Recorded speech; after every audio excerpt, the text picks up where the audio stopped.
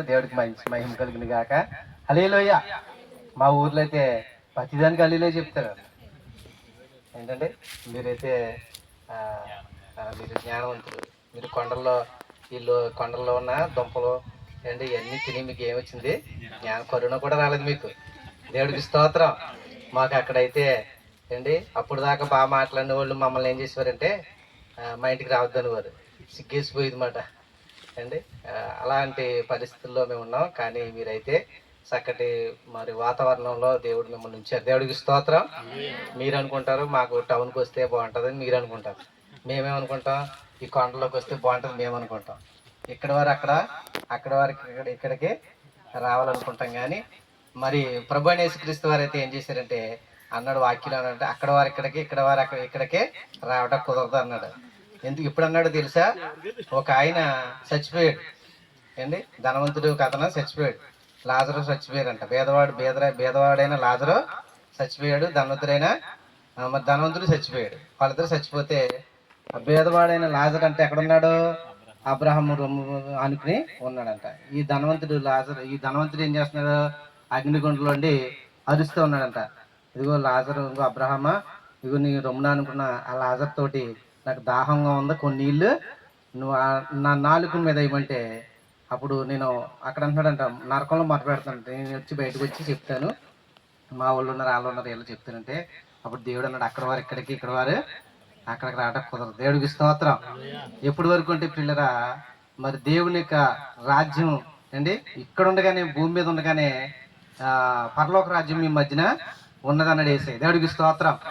పరలోక రాజ్యం ప్రభు పరలోకం నుండి లోకానికి వచ్చి పరలోక రాజ్యం మరి సమీపిస్తుంది, మీరు మారు మనసు పొందండి, రక్షణ పొందండి అన్నాడు యేసయ్య. దేవుడికి స్తోత్రం.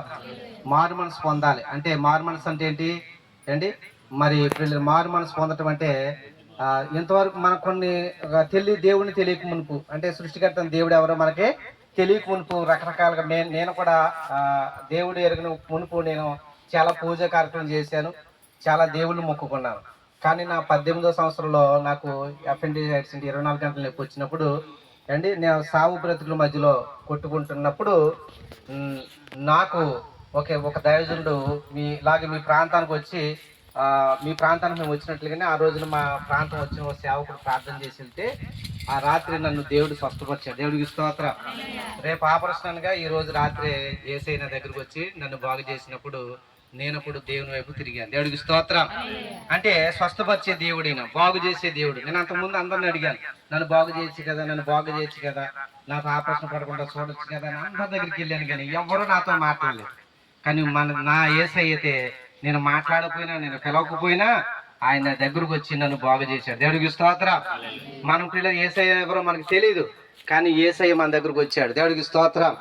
ఈ అరణ్యంలో ఈ కొండల్లో మరి లోకమంతా కూడా దేవుని సువార్త ప్రకటించబడతా ఉంది. దేవుడికి స్తోత్రం.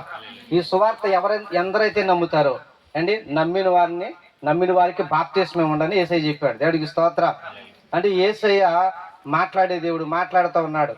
ఎలా మాట్లాడుతూ ఉన్నాడు అంటే తెలియని దేవుని తెలియని ఆయన ఎవరో మనకు తెలియదు, కానీ ఆయన వాక్య రూపంగా మనతో మాట్లాడుతూ వస్తున్నాడు. జన్మం నుండి, పాపం నుండి, కుచితం నుండి, మరణం నుండి విడిపించడానికి, మరణం నుండి తప్పించడానికి శరీరాలుగా యేసయ్య లోకానికి వచ్చాడు. ఆ వచ్చిన యేసయ్యను మనం నమ్ముకోవాలని ఈ నా మాటలు పిల్లలు ఎవరు చెప్తూ ఉన్నారు? తన దాసులను పంపిస్తా ఉన్నాడు. అందుకని సువార్త ప్రకటించే వారి పాదములు ఎంతో సుందరమైనవి అని చెప్పారు. దేవుడికి స్తోత్రం.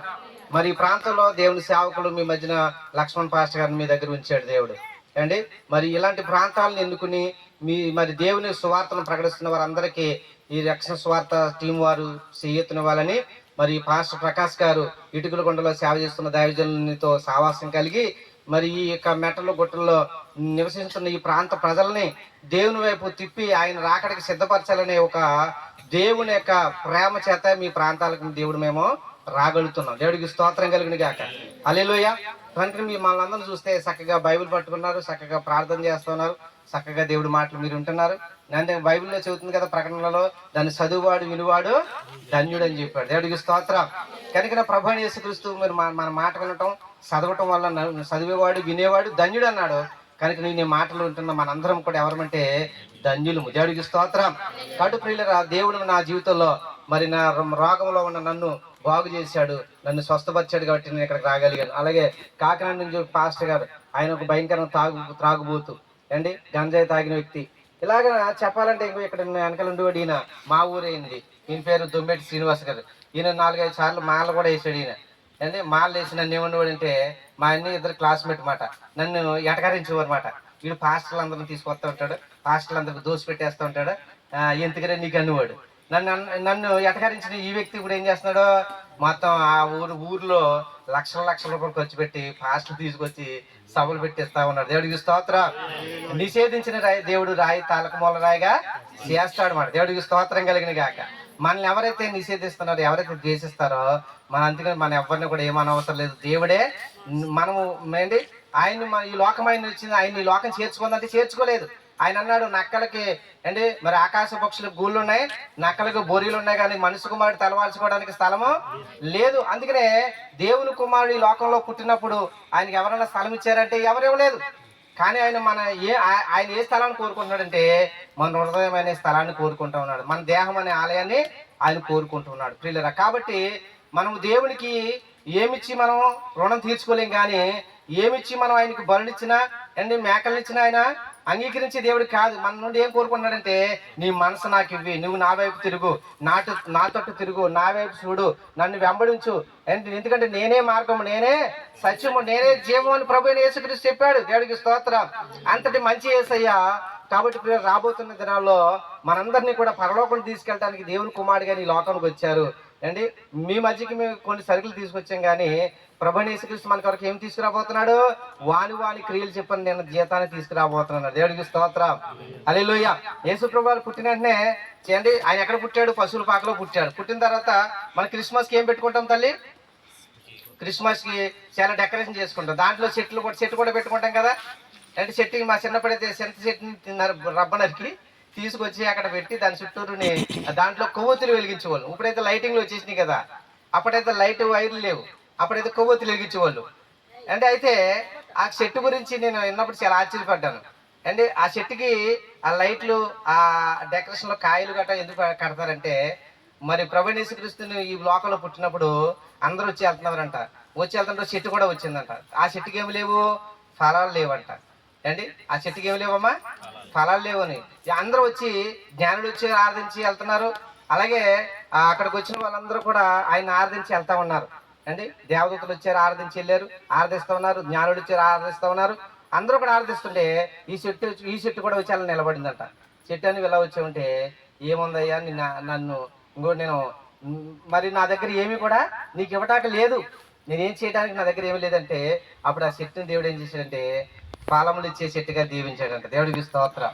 అలాగే దేవుని దగ్గరికి మనం ఏమి లేకుండా వస్తే ఆయన మన జీవితంలో ఏది అవసరమో మనకు అన్ని ఇవ్వగల దేవుడు ఆయన. హల్లెలూయా అండి. ఆయన నమ్ముట నీ వాళ్ళైతే నమ్మని వాళ్ళకి సమస్తము, నువ్వు ఆయన నమ్మాలి. నువ్వు నమ్మితే అండి అన్నాడు, నా దగ్గరకు వచ్చిన వాడు ఏం చేయాలంటే నమ్మాలి. నమ్ముతున్న వాళ్ళని నమ్మితేనే ఫలం ఉంటది. అందుకు విశ్వాసం లేకుండా దేవునికి ఇష్టం అసాధ్యం. దేవుని నమ్మండి, ఆయన్ని వెదకండి, ఆయన ఆరాధించండి, ఆయన పూజించండి. ప్రతి ఆదివారం మీ ప్రాంతంలో ఉన్న మందిరానికి వెళ్ళండి. పాస్టర్ గారు పెట్టే ఉపవాస ప్రార్థనలు కానీ, అలాంటి చిన్న మీటింగ్లు కానీ, గృహ కొడుకుల్లో కానీ మీరు దేవుని కనపరుస్తుండండి. ఇక్కడ ప్రభుని కనపరిచినట్లయితే పరలోకముందున్న దేవుడు మనల్ని ఏం చేస్తాడమ్మా, కనపరుస్తాడు, హెచ్చిస్తాడు మాట. దేవుడికి స్తోత్రం. ఆయన మనల్ని హెచ్చించడానికి వచ్చాడు, ఆయన మనల్ని బలపరచడానికి వచ్చాడు, ఆయన మన ఉన్నతమైన స్థలంలోనికి ఉన్నతమైన రాజ్యాన్ని ఇవ్వడానికి వచ్చాడు. అలాంటి మహనీయుడిని యేసయ్యని మేము ప్రేమతో ప్రకటిస్తున్నాం. ఇక్కడ అందరూ కూడా అండి ఆయా జాబులు చేసుకుని, ఆయా పనులు చేసుకుని, మా దేవుడు మాకు ఇచ్చిన అండి మరి మాకు విదేశీ సహాయాలు లేవు, అలాగే చెప్పి మాకు వెనకాల కొన్ని అండి వేల ఎకరాలు లేవు, కానీ మాకు ప్రభు ఇచ్చిన ప్రేమను బట్టి అండి మా సామర్థ్యాన్ని బట్టి మీ మధ్యకి రావడానికి కొన్ని విధాలుగా మేము రాగలుగుతున్నాం. ప్రభు చెప్తే అయితే మరొకసారి మేము మీ దగ్గరకు వస్తడానికి మరి లక్ష్మణ్ పాస్టర్ గారు మీరు అందరూ ప్రార్థించేయండి. మరి రాబోతున్న రోజుల్లో ఇంకా ఉన్నతమైన ప్రేమను ప్రకటించి మీ కొరకు మేము మనందరం కూడా ఆ ప్రభు రాజ్యానికి మనము చేరేదాకా ఆయన ప్రేమలో కొనసాగాలి. అట్టి కృప దేవుడు మనందరికీ దేవుడు దయచేయునుగాక. ఆమేన్.